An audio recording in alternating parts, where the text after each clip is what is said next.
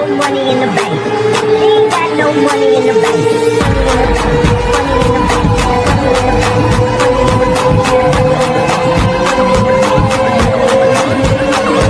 Money in the bank.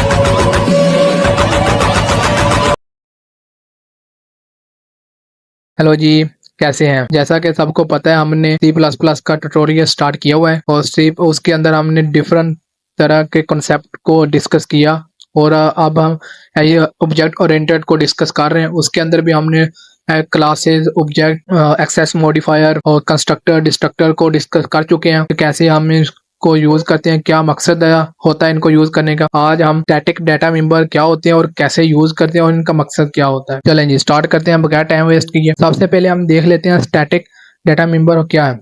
Static data member हमारे class के data member और data member ही हैं। जैसा कि हमने पिछले कुछ वीडियो के अंदर देखा कि हमारे डाटा मेंबर क्या होते हैं और कैसे उनको हम यूज करते हैं। बस सिंपल स्टैटिक डाटा मेंबर और हमारे सिंपल डाटा जो आम डाटा मेंबर और उनमें डिफरेंस ये होता है कि स्टैटिक डाटा मेंबर के साथ हम स्टैटिक का कीवर्ड यूज करते हैं और ये एक ही कॉपी बनाता है। जब हम इनको क्रिएट कर लेते हैं और ये हम जितने मर्जी ऑब्जेक्ट क्रिएट करें उनके लिए ये सिर्फ एक कॉपी क्रिएट करता है और सब ऑब्जेक्ट को डिस्ट्रीब्यूट कर देता है, ना कि हर दफा ऑब्जेक्ट क्रिएट हो तो एक नई कॉपी बनाए। नहीं, ये फर्स्ट टाइम ही जब आप ऑब्जेक्ट क्रिएट करते हैं उसके एक कॉपी बना लेता है और तमाम ऑब्जेक्ट को डिस्ट्रीब्यूट कर देता है। और ये इसकी जो स्कोप होता है ना, लाइफ टाइम होती है स्टैटिक डाटा मेंबर की, ये एंटायर प्रोग्राम के रहती है, ना कि ऑब्जेक्ट। जब आपका एक जो हमारा सादा आप बगैर स्टैटिक कीवर्ड के यूज करती हैं डाटा मेंबर को, उसकी लाइफ स्कोप इतना होता है कि आप जब एक ऑब्जेक्ट क्रिएट करते हैं तो वो एग्जीक्यूट होने के बाद जब आप दूसरा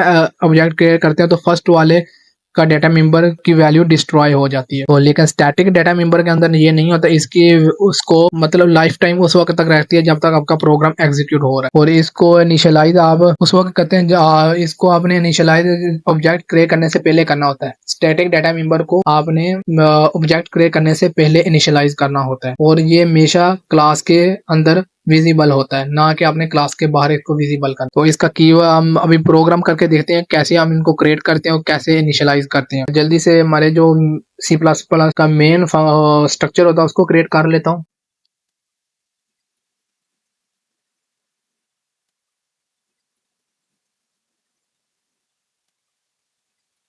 चलेंगे, अब मैं क्लास क्रिएट कर लेता हूँ स्टूडेंट के नाम से। क्लास का कीवर्ड यूज किया, ये मेरी क्लास क्रिएट होगी। अब मैं इसके क्वेश्चन में प्राइवेट डाटा मेंबर डिक्लेयर करता हूँ। जिनको अभी तक ये नहीं पता प्राइवेट क्या होता है, प्राइवेट कीवर्ड क्या है, वो प्लीज पहले जाकर एक्सेस मॉडिफायर की वीडियो देखें, आपको समझ आ जाएगा ये हमारे एक्सेस मॉडिफायर क्या होते हैं और ये क्यों यूज करते हैं।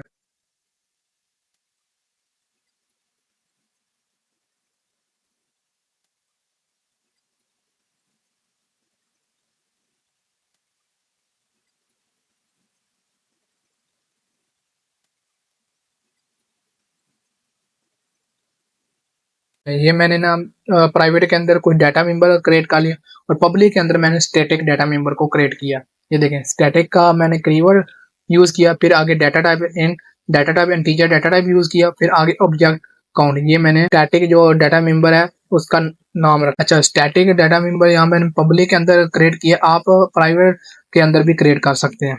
अब मैं यहाँ पर ना एक कंस्ट्रक्टर को क्रिएट करता हूँ।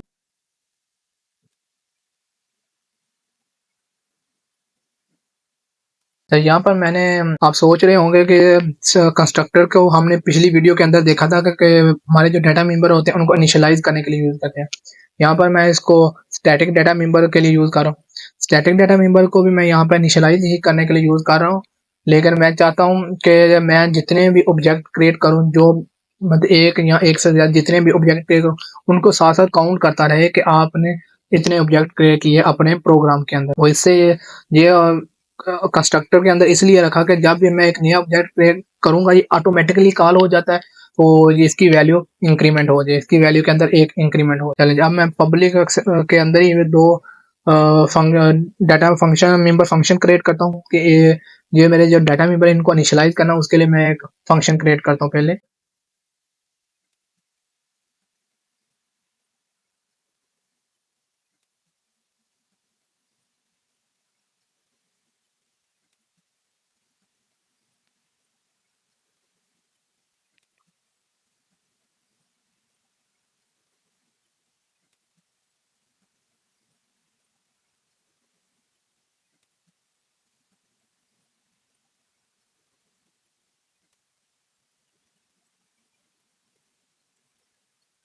ये देखिए मैंने एक मेंबर फंक्शन को क्रिएट किया, उसके अंदर मैं जो मेरे प्राइवेट डाटा मेंबर है उनको वैल्यू असाइन कर रहा इनिशियलाइज कर रहा हूँ। अब मैं एक और मेंबर फंक्शन क्रिएट करता हूँ, वो मैं चाहता हूँ कि जो मैंने यहाँ पे इस फंक्शन के थ्रू यूजर से इन्फॉर्मेशन तो कलेक्ट कर ली, लेकिन मैं चाहता हूँ उस इन्फॉर्मेशन को मैं डिस्प्ले भी करना चाहता हूँ कि यूजर को पता चले कि आपने ये डाटा इंटर किया है। उसके लिए मैं एक पुट डाटा का मेंबर फंक्शन क्रिएट कर लेता हूँ।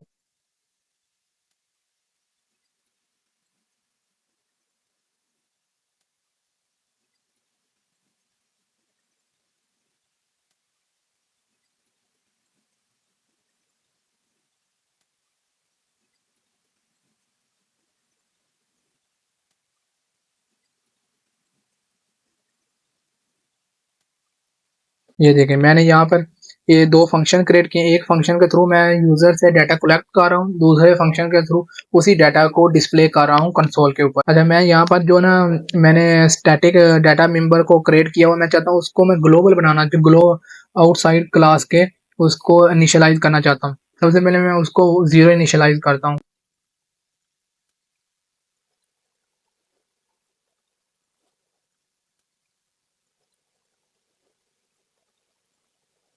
जब आपने स्टैटिक डाटा मेंबर को इनिशियलाइज करना है तो आपने डाटा टाइप के बाद क्लास का नेम लिखना है, उसके बाद रेजोल्यूशन ऑपरेटर, फिर आपने ऑब्जेक्ट जो हमारा स्टैटिक डाटा मेंबर होता है उसका नाम, फिर इक्वल टू जो भी आप असाइन करना। यहाँ पे मैंने 0 असाइन किया। 0 से ये होगा मैं जो मैंने वेरिएबल को क्रिएट किया ना उसके अंदर कोई दूसरी वैल्यू ना 0 हो शुरू में। अगर मैं 0 नहीं रखता तो शायद उसमें कोई पहले से उसको जब कंपाइलर ने मेमोरी स्पेस एलोकेट किया तो वहां पर कुछ और वैल्यू पड़ी हो, वो भी इसको एलोकेट हो जाएगी। मैं चाहता हूँ कि उस पर जो भी इसको वैल्यू मिले वो उसको खत्म करके 0 असाइन कर। अच्छा, ये मैंने क्लास के अंदर private data member and public के अंदर फंक्शन तो क्रिएट कर लिया, यूजर से वैल्यू कलेक्ट कर रहा हूँ, डिस्प्ले करने का फंक्शन तो बना लिया, लेकिन ये अभी किसी काम का नहीं है, ये अभी एग्जीक्यूट नहीं होगा। उसके लिए आपको क्या करना होगा, मेन फंक्शन के अंदर आपको जाकर ऑब्जेक्ट क्रिएट करना होगा। ये देखिए मैंने ऑब्जेक्ट क्रिएट कर लिया। जब मैंने यहाँ पे ऑब्जेक्ट क्रिएट किया ये ऑटोमेटिकली कंस्ट्रक्टर को कॉल हो जाएगा, और जो हमारे कंस्ट्रक्टर के अंदर वेरिएबल पड़ा हुआ है ऑब्जेक्ट काउंट के नाम, उसमें एक इंक्रीमेंट हो जाएगा।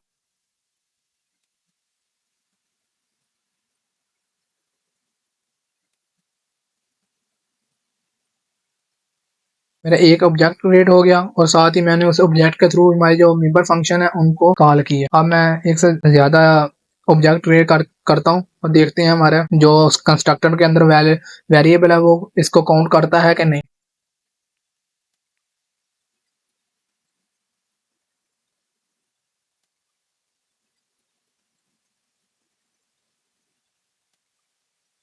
एग्जीक्यूट करके मैं दिखाता हूँ आपको यहाँ पर मैं आपको चीज बताता चलो, मैंने जो ऑब्जेक्ट अकाउंट का वेरिएबल क्रिएट किया उसको डिस्प्ले नहीं किया, उसको मैं डिस्प्ले करता हूँ यहाँ पर।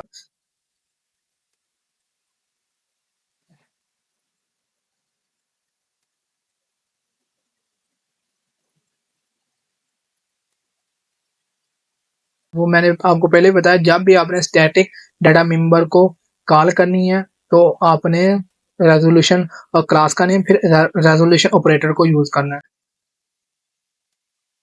चलेंगे अब इसको एग्जीक्यूट करके देखते हैं।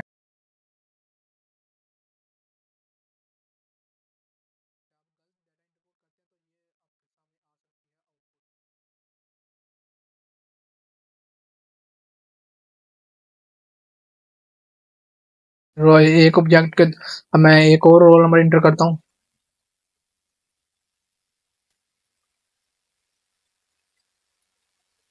थर्ड, क्योंकि मैं 3 ऑब्जेक्ट क्रिएट किए, 3 ऑब्जेक्ट के थ्रू इनको कॉल कर रहा हूँ फंक्शन को।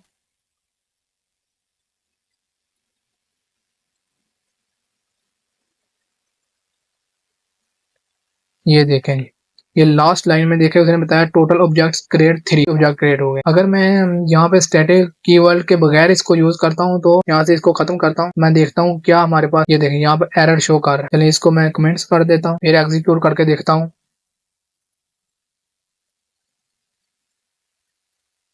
यहाँ से ना मुझे ये भी खत्म करना पड़ेगा, क्योंकि अच्छा, जब आप डाटा मेंबर को किसी वेरिएबल को स्टैटिक नहीं रखते तो आप लोग को एक स्पेसिफिक ऑब्जेक्ट के थ्रू उसको कॉल करनी पड़ेगी, अदरवाइज वो कॉल नहीं होगा। पहले तो मैंने उसको स्टैटिक बनाया हुआ था, क्लास के थ्रू कॉल कर रहा था, लेकिन जब उसको मैंने स्टैटिक नहीं बनाया, मेंबर फंक्शन बनाया, डाटा मेंबर बनाया वो, तो फिर उसको मुझे किसी स्पेसिफिक ऑब्जेक्ट के थ्रू कॉल करने पड़ेगी, S1 के थ्रू, S2 के थ्रू, S3 के थ्रू, अदरवाइज वो कॉल नहीं होगा। अब मैं इसको एग्जीक्यूट करता हूँ।